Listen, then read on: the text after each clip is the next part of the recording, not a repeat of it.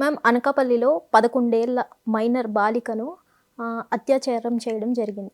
అది కూడా మనకి హోంమంత్రి అనిత గారున్న నియోజకవర్గంలో జరిగింది అంటూ హోంమంత్రి గారిని హైలైట్ చేస్తున్నారు తప్ప, ఆ బాలికకి ఇలా జరిగింది, అన్యాయం జరిగింది ఒక దళిత మహిళపై అని కూడా ఎవ్వరూ సానుభూతి చూపట్లేదు. కేవలం హోంమంత్రి నియోజకవర్గంలో జరిగింది అంటూ మొత్తం హైలైట్ చేస్తున్నారు కానీ, ఆ అమ్మాయికి న్యాయం చేయాలని ఎవ్వరూ అనుకోవట్లేదు. ఇంతకు ఆ అమ్మాయికి న్యాయం జరుగుతుందంటారా? మళ్ళీ మళ్ళీ ఇలాంటి కేసులు ఎందుకు పెరుగుతున్నాయి అంటారు మ్యామ్? మళ్ళీ మళ్ళీ ఎందుకు పెరుగుతున్నాయి అంటే మన దేశంలో అవగాహన లేకపోవటం ఒకటి, రెండోది మహిళని చాలా అంటే నా కోసం ఉంది, నాకు అవకాశం వచ్చినప్పుడు నేను అత్యాచారం చేస్తాను, ఓకే, నన్ను అడిగేది ఎవరు, నాకు ఒక హక్కు ఇది అని చాలామంది ఫీల్ అవుతున్నారు. ఆ ఫీల్ అవ్వడం వల్ల మాత్రమే ఇట్లాంటివి ఎక్కువగా జరుగుతున్నాయి. వాళ్ళకు ఒక అవకాశం దొరుకుతుంది, పైగా చేసిన తర్వాత వాళ్ళు పశ్చాత్తాపం కూడా పడకుండా ఇది నా హక్కు అనుకుంటున్నారు. ఇప్పుడు నిర్భయ కేసులో కూడా చూసాం కదా మనం, రోడ్డు పైన 11 10 వెళ్తూ ఉంటే మేము ఎందుకు చేయకూడదు, ఆ అమ్మాయి అసలు బాయ్ ఫ్రెండ్తో సినిమాకి వస్తుంటే అందుకే బాగా బుద్ధి చెప్పామని. అసలు నువ్వెవడివి రా బుద్ధి చెప్పడానికి అనేది మన బేసిక్ క్వశ్చన్. 11 కాకపోతే 2 వెళ్తుంది. అసలు 2 నువ్వు మాత్రం ఎందుకు వెళ్ళావు రోడ్డు మీదకి? నువ్వు వెళ్ళినప్పుడు అమ్మాయికి వెళ్ళే హక్కు ఉండదా? పోనీ ఒకవేళ ఇప్పుడు వీళ్ళు 2 ఎందుకు అంటున్నారు, సరే 1 గంటకి ఎందుకు వెళ్ళావు అంటారు, సరే 1 గంటకు కూడా కాదు 9 వెళ్తాం. 9 ఎందుకు అన్నారు, దాన్ని కూడా ఒప్పుకుంటాం. సరే ఎక్కడికి వెళ్ళకుండా ఇంట్లో ఉంటాం, ఇంట్లో వాళ్ళే చేస్తారు, అప్పుడు ఎక్కడికి వెళ్ళాలి ఆడవాళ్ళు? అవును, ఎక్కడికి వెళ్ళాలి? అందుకని ఇలా మాట్లాడే వాటికన్నా కూడా ప్రభుత్వం వైపు నుంచి ప్రోయాక్టివ్గా ఏమి చర్యలు తీసుకుంటుంది ప్రభుత్వం అనేది ఫస్ట్. ఇకపోతే ఇప్పుడు అనకాపల్లిలో జరిగింది, హోమ్ మినిస్టర్ అనిత నియోజకవర్గంలో జరిగింది అనుకుందాం. హోమ్ మినిస్టర్ నియోజకవర్గంలోనే జరిగింది, ఒక మహిళ హోంమంత్రి అయితే కూడా ఇలాగే జరిగింది. ఇలా మాట్లాడితే ఆ హోమ్ మినిస్టరు రేపు పొద్దున పురుషుడు కావచ్చు, పురుషుడు హోమ్ మినిస్టర్గా ఉంటే చేసేస్తారా? లేదు, రేపు పొద్దున ట్రాన్స్జెండరే హోమ్ మినిస్టర్ అవుతుంది అంటే ట్రాన్స్జెండర్ హోమ్ మినిస్టర్గా ఉన్నప్పుడు జరగవచ్చా? ఇవి కాదు కదా ప్రశ్న. అసలు అత్యాచారం ఎందుకు జరిగింది అనేదే మనం ఇక్కడ మనం ప్రశ్నించాల్సింది. అది హోమ్ మినిస్టర్ నియోజకవర్గమా, ఆ హోమ్ మినిస్టర్ ఆడ మగ ట్రాన్స్జెండర్, ఇవన్నీ కాదు, ఈ సోది కాదు కావాల్సింది. మనకు కావాల్సింది అసలు ఆడపిల్లలకి ఎందుకు రక్షణ లేదు, వీటిని ఎట్లా అరికట్టాలి అనేదే మనం ఆలోచించాల్సింది బేసిక్గా. అది పోయి ఇవన్నీ మాట్లాడితే ఏమవుద్ది అంటే, ఈసారి చేస్తారా చేయండి, చూస్తా కూర్చుంటాం, ఏం చేస్తాం, ఇదే కదా. అందుకని వీటన్నిటికీ ఫుల్ స్టాప్ పడాలి అంటే ప్రభుత్వాల దగ్గర నుంచి ఒక కదలిక రావాలి, ప్రభుత్వాలు ఆలోచించాలి. అరే నాకు ఆడవాళ్ళు వేస్తున్నారు, మగవాళ్ళు వేస్తున్నారు, నేను వాళ్ళ రక్షణ కోసమే కదా ఈ ప్రభుత్వం ఉంది, వాళ్ళ సంరక్షణ కోసమే కదా ఈ ప్రభుత్వం ఉన్నది అనే ఒక బాధ్యత ప్రభుత్వం తీసుకోవాలి. ప్రభుత్వం తీసుకోనప్పుడే ఇట్లాంటివి జరుగుతాయి. అంటే మనకి పోక్సో లాంటి ఎంత స్ట్రిక్ట్ చట్టాలు ఉన్నా ఇలాంటివి మళ్ళీ మళ్ళీ ఎందుకు రిపీట్ అవుతున్నాయి మ్యామ్? ఎందుకు రిపీట్ అవుతున్నాయి అంటే మనకు కొంతమంది మరి వేరే రాష్ట్రాల్లో పరిస్థితులు ఎలా ఉన్నాయో తెలియదు కానీ ఈ తెలుగు రాష్ట్రాల్లో కొంతమందికి తెగులు ఎక్కువైంది. తెగులు ఎక్కువయ్యి అసలు పోక్సో చట్టం ఎందుకు వచ్చింది, పోక్సో చట్టం ఎందుకు, అసలు పోక్సోలో పెడుతున్న కేసులన్నీ నిజమైన కేసులేనా, దొంగ కేసులు పెడుతున్నారా, అది ఇది అని వీళ్ళు కోడిగుడ్లకి ఈకలు బీకుతున్నారు కూర్చొని పని పాట లేకుండా. దీనివల్ల ఏమవుతుంది అంటే, ఓహో పోక్సో చట్టం కూడా రేపో మాపో ఎత్తేస్తారు, ఇంకా మాకేముంది, మేము దిల్దారుగా అత్యాచారాలు చేసుకోవచ్చు అనుకుంటారు. పోక్సో చట్టంలో ఏ విషయంలో మీకు అభ్యంతరం ఉందో ఆ అభ్యంతరాన్ని మీరు రౌండ్ టేబుల్ మీటింగ్స్ పెట్టండి, పోలీసులను కూడా ఇన్వాల్వ్ చేయండి, లాయర్లను ఇన్వాల్వ్ చేయండి, యాక్టివిస్టులను ఇన్వాల్వ్ చేసి కూర్చోబెట్టి ఈ చట్టంలో ఈ మార్పు వస్తే మంచిది, దీనివల్ల ఈ నష్టం జరుగుతుంది అని మాట్లాడండి. అంతేగాని ఏదన్నా కేసు వచ్చినప్పుడు అది కూడా బాగా డబ్బులు ఉన్న వాళ్ళ కేసు, మా మినిస్టర్ల కొడుకులు అత్యాచారాలు చేస్తే అప్పుడే మీకు గుర్తొచ్చి గగ్గోలు పెట్టారనుకోండి, ఇదంతా మామూలు. వాళ్ళు ఏమనుకుంటారంటే ఓ మనకేం పర్వాలే, రేపో మాపో ఈ చట్టం వెళ్ళిపోతుంది. ఒకవేళ మనం అత్యాచారం చేస్తే కూడా ఆ పిల్ల బట్టలు సరిగా వేసుకోలేదను, ఆ పిల్ల ఇంటికి టైంకి రాలేదను, లేదు వాళ్ళ అమ్మ మంచిది కాదు కాబట్టి ఆ అమ్మాయి పైన జరిగిందను, ఆ టైంలో ఆమెకి ఎవరు వెళ్ళమన్నారు, ఇవన్నీ వస్తాయి కదా. వీటన్నిటి మాటన మనం అత్యాచారాలు చేసుకోవచ్చు అని కొంతమందికి ధైర్యము ధీమా వచ్చేస్తాయి అన్నమాట. అందుకని దయచేసి ఈ చట్టాలు అనేవి సరదా పడితే వచ్చే చట్టం కాదు. చట్టాలు చాలా చాలా మంది ఎక్సర్సైజ్ చేస్తే, సైంటిఫిక్గా ఎక్సర్సైజ్ చేసి దేశమంతా తిరిగి పరిస్థితులన్నిటిని అధ్యయనం చేసి ఈ పరిస్థితులకి ఈ చట్టం అయితే బాగుంటది అని ఎంతోమంది న్యాయ నిపుణులు కోవిదులు కలిసి తీసుకుంటారు. ఈ చట్టానికి సంబంధించిన ఒక డ్రాఫ్ట్ని తయారు చేస్తారు. ఈ డ్రాఫ్ట్ తీసుకెళ్ళి రకరకాల యూనివర్సిటీల్లో మాట్లాడతారు దాని గురించి, అలాగే పార్లమెంట్లో పెడతారు. దాన్ని తీసుకెళ్ళి పార్లమెంట్ చర్చిస్తుంది. అప్పుడు పార్లమెంట్ ఓకే చేస్తే చట్టం అవుతుంది.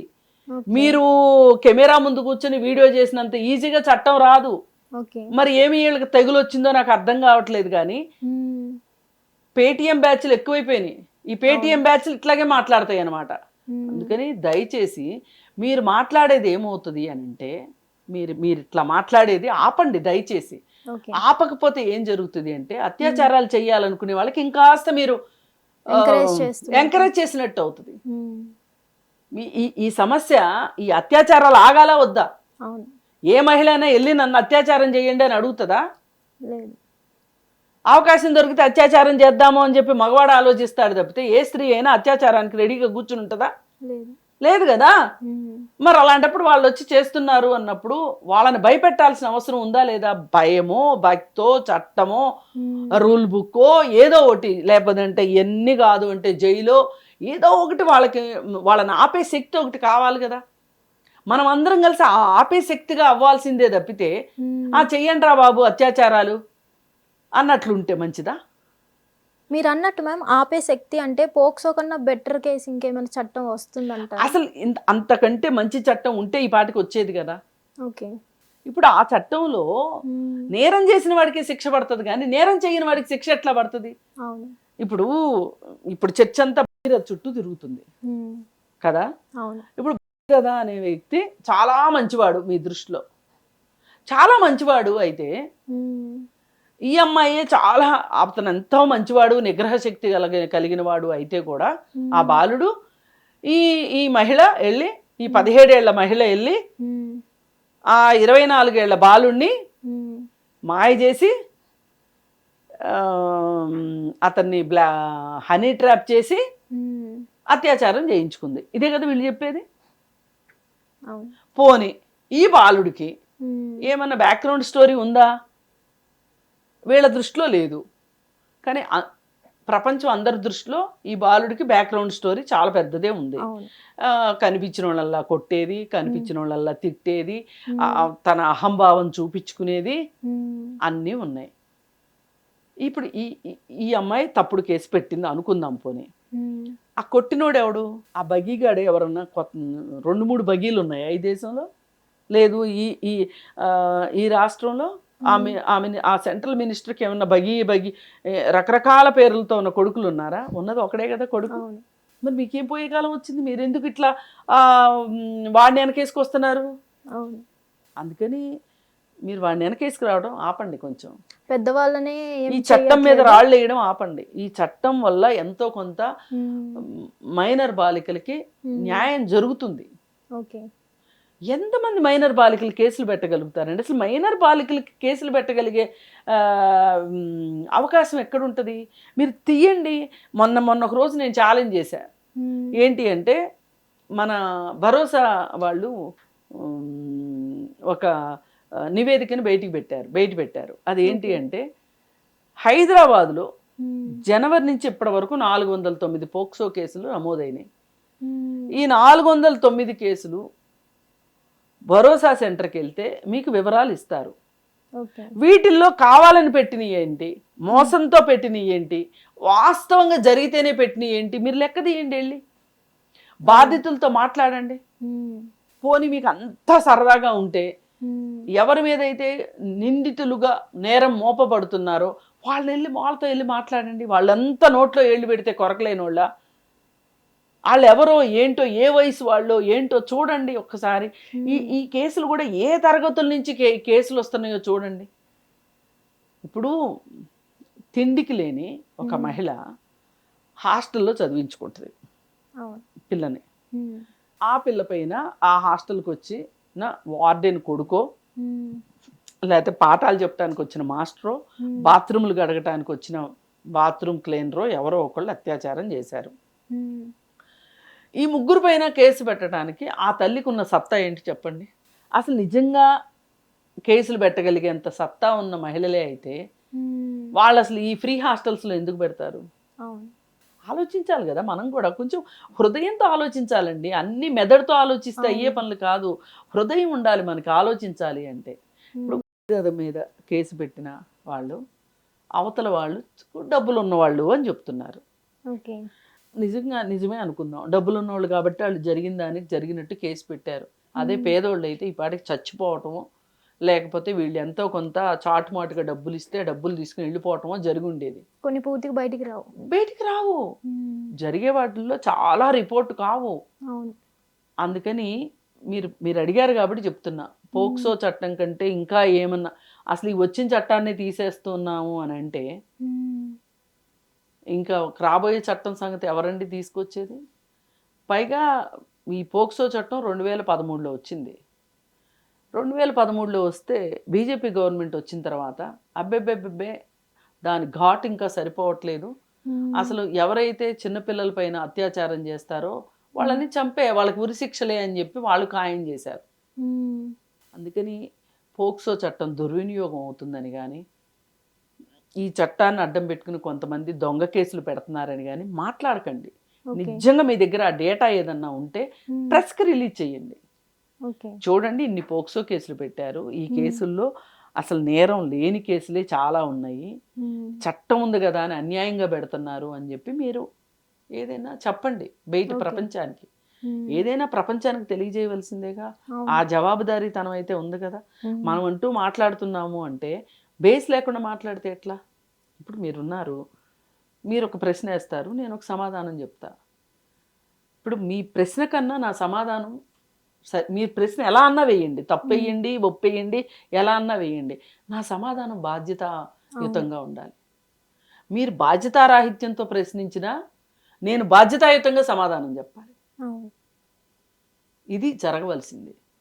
అంతేగాని బాధ్యత లేకుండా ప్రశ్న మీరే సమాధానం మీరే వేసుకుంటే మిగిలేది గుండు సున్నా. కానీ ఆ పాపకి న్యాయం జరగాలని కోరుకుందాం. అనితను అన్నారా, ఇంకొకళ్ళని అన్నారా, ఆ ప్రభుత్వాన్ని అన్నారా, మనకు కావాల్సింది బాధితులకు న్యాయం. హిట్ టీవీ యాప్, ఇందులో short news, live news, entertainment shows, movies, digital magazines తో పాటు మీ జిల్లా వార్తలను కూడా ఫ్రీగా చూడొచ్చు. ఇంకెందుకు ఆలస్యం, వెంటనే హిట్ టీవీ యాప్ ని డౌన్లోడ్ చేసుకుని ఫ్రీగా ఎంటర్టైన్మెంట్ పొందండి. Hit TV app. Hit TV app. Please download hit TV app. Hit TV app ని ఫ్రీగా డౌన్లోడ్ చేసుకుని ఎంజాయ్ చేయండి. మీకు నచ్చిన ఎంటర్టైన్మెంట్ కోసం హిట్ టీవీ యాప్ ని ఫ్రీగా డౌన్లోడ్ చేసుకుని ఎంజాయ్ చేయండి. హిట్ టీవీ యాప్ ని డౌన్లోడ్ చేసుకుని ఆస్వాదించండి, ఆశీర్వదించండి. ఇంతమంది సెలబ్రిటీలు హిట్ టీవీ యాప్ ని డౌన్లోడ్ చేసుకోండి అని చెప్తున్నారంటే ఎంత మంచి యాప్ ఆలోచించండి. అమెరికా అమెరికా అమెరికా అమెరికాలో చదవాలనుకునే వాళ్ళకి విశ్వసనీయమైన పేరు మన శౌర్య కన్సల్టెన్సీ. UK లో 1 year masters, UK లో 1 year masters, 2 years work permit up to 5 years visa. Contact Saurya Consultancy. Contact 89851 89851.